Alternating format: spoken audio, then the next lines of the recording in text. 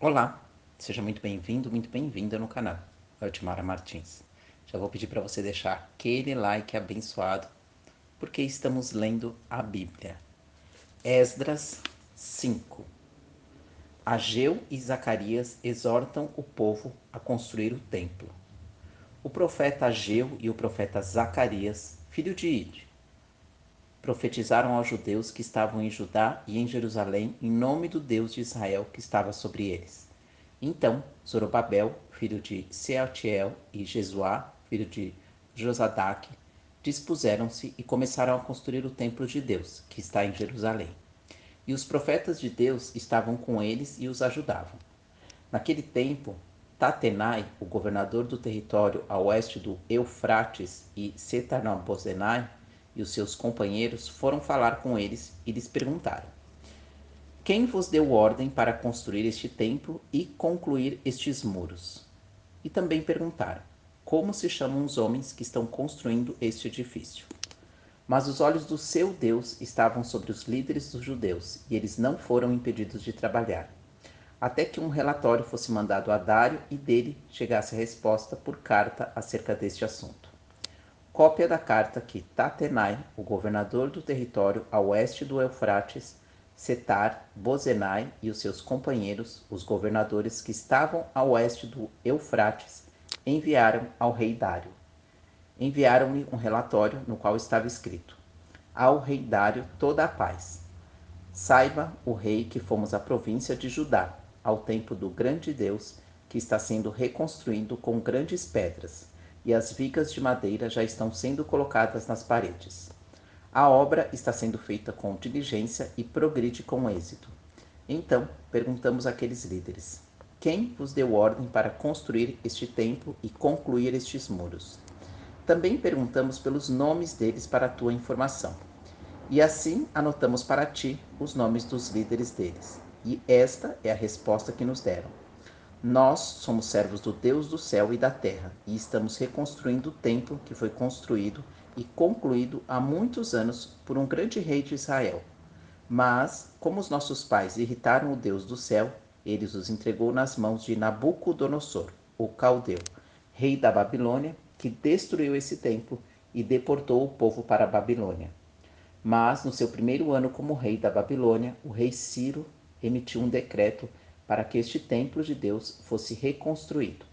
E o rei Ciro até tirou do templo da Babilônia os utensílios de ouro e de prata do templo de Deus, que Nabucodonosor tinha tirado do templo em Jerusalém e levado para o templo da Babilônia.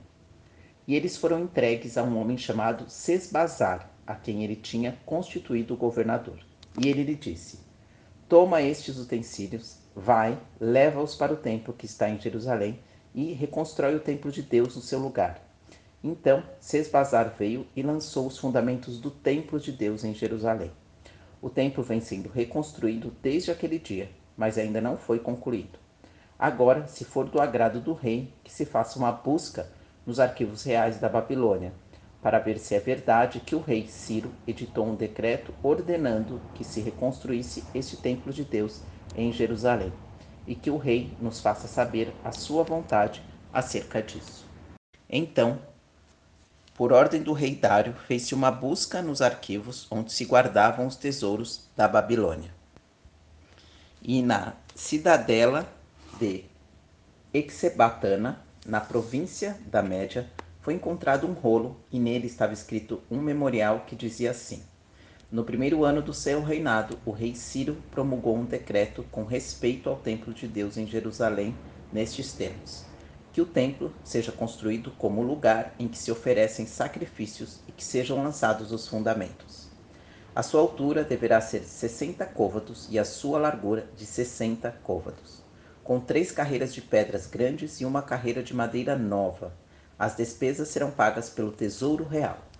Além disso, que os utensílios de ouro e prata do templo de Deus que Nabucodonosor tirou do templo em Jerusalém e levou para a Babilônia sejam restituídos e levados para o seu lugar no templo em Jerusalém, que sejam colocados no templo de Deus.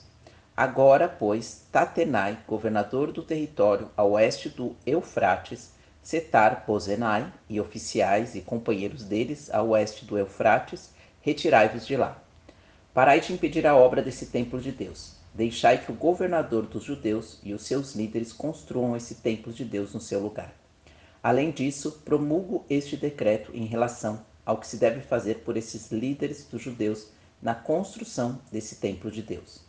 Todas as despesas devem ser pagas pelo Tesouro Real dos impostos recebidos do território a oeste do Eufrates, para que não se interrompa a construção. E também o que for necessário, novilhos, carneiros e cordeiros para holocaustos oferecidos ao Deus do céu, e trigo, sal, vinho e azeite, conforme as determinações dos sacerdotes que estão em Jerusalém. Tudo deve ser entregue a eles diariamente sem falta. Assim, poderão oferecer sacrifícios agradáveis ao Deus do céu e orar pela vida do rei e de seus filhos. Ordeno também que, se alguém alterar este decreto, seja arrancada uma viga da sua casa e seja ele empalado nela, e seja a sua casa transformada em um monte de entulho. E o Deus que lá fez habitar o seu nome derrube todos os reis e povos que erguerem a mão para alterar esse decreto ou para destruir esse templo de Deus em Jerusalém. Eu, Dário, promulguei este decreto, que seja cumprido à risca. O templo é concluído e consagrado. Então, Tatenai, o governador do território a oeste do Eufrates, Setar-Bozenai e os seus companheiros cumpriram à risca o que o rei Dário tinha ordenado. Assim, os líderes dos judeus continuaram a construir com êxito, encorajados pela profecia do profeta Ageu e do profeta Zacarias, filho de Ido. Construíram e concluíram o templo conforme a ordem de Deus de Israel e conforme os decretos de Ciro e Dário e de Artaxerxes, reis da Pérsia. E o templo foi concluído no terceiro dia do mês de Adar, no sexto ano do reinado do rei Dário. E os israelitas, entre eles os sacerdotes e os levitas e o restante dos exilados, celebraram com alegria a dedicação do templo de Deus. Para a dedicação do templo de Deus, ofereceram 100 touros, 200 carneiros e 400 cordeiros. E como oferta pelo pecado, por todo o povo de Israel, ofereceram 12 bodes, de acordo com o número das tribos de Israel. E organizaram os sacerdotes nas suas divisões e os levitas nos seus grupos para o serviço de Deus em Jerusalém, conforme o que está escrito no livro de Moisés. A celebração da Páscoa. E os exilados celebraram a Páscoa no 14º dia do primeiro mês, pois os sacerdotes e levitas se tinham purificado como se fossem um só homem. Todos estavam puros. E sacrificaram o cordeiro da Páscoa por todos os exilados e por seus irmãos, os sacerdotes, e por si mesmos. Assim, os israelitas que tinham voltado do cativeiro comeram o cordeiro junto com todos os que com ele se haviam separado das práticas impuras dos povos à sua volta, para buscarem o Senhor, o Deus de Israel. Durante 7 dias celebraram com alegria a festa dos pães sem fermento, pois o Senhor os tinha enchido de alegria quando mudaram o coração do rei da Assíria a favor deles, para lhes dar força na reconstrução do templo de Deus, o Deus de Israel. Glória a Deus, aleluia. Que Deus abençoe. Eu vou pedir que você feche os seus olhos para que juntos possamos orar por você, por mim, pela nossa nação e agradecer também pelo dia de hoje. Fechem seus olhos.